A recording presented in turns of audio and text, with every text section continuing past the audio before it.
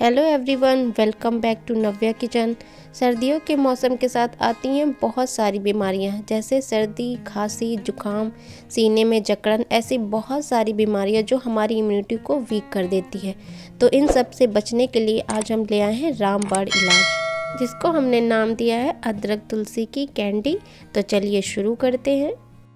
तो यहाँ पर मैंने 200 ग्राम अदरक लिया हुआ है, जिसको हम मीडियम फ्लेम पे भून लेंगे दोनों साइड पलट के। और भुने हुए अदरक के काफ़ी बेनिफिट्स बढ़ जाते हैं। फिर इसको हम एक प्लेट में निकाल के रख देंगे। जब ये ठंडा हो जाए तब इसके छिलके को हम निकाल लेंगे। और अदरक में काफ़ी मात्रा में विटामिन ए, विटामिन डी पाई जाती है, जो हमारे स्वास्थ्य के लिए काफ़ी अच्छा होता है। तो अब इसको हम कट कर लेंगे। इस तरह हम सारे अदरक को कट कर लेंगे। अब इसका हम एक फाइन पेस्ट बना लेंगे।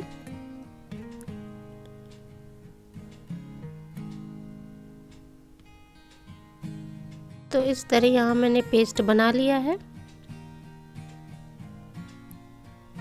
फिर यहाँ पर मैंने कुछ तुलसी के पत्ते लिए हुए हैं, जिसको अब हम मीडियम फ्लेम पे रोस्ट कर लेंगे। आप चाहें तो इसको एक दिन 2 दिन धूप में सुखा भी सकते हैं, सुखा के तब आप इसको बनाएं। तो यहाँ पर हम तुलसी को मीडियम फ्लेम पे भून लेंगे।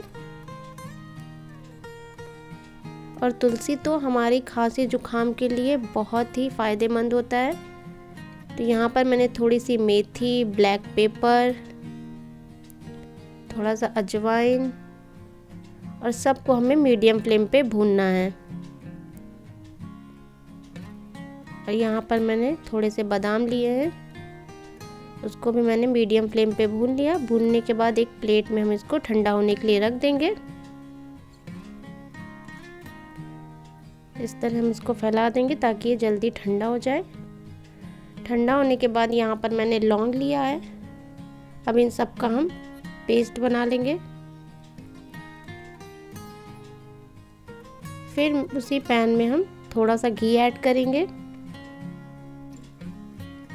फिर यहाँ पर मैंने 200 ग्राम गुड़ लिया हुआ है, जिसको मैंने पहले से कूट लिया था। कूटने के बाद अब इसको हम थोड़ा सा गला लेंगे। गला के हमें इसको थोड़ी देर तक पकाना है। पकाने के बाद मैंने जो सारे पेस्ट बनाए हुए हैं उसको ऐड करेंगे। और फ्लेम को हमें मीडियम ही रखना है, ताकि जो गुड़ है वो जले ना, अच्छे से पक जाए। अब हमको इसको इसी तरह चलाते रहना है। हमें इसको 10 मिनट तक चलाना है, ताकि गुड़ जो है अच्छे से चिपकने लगे।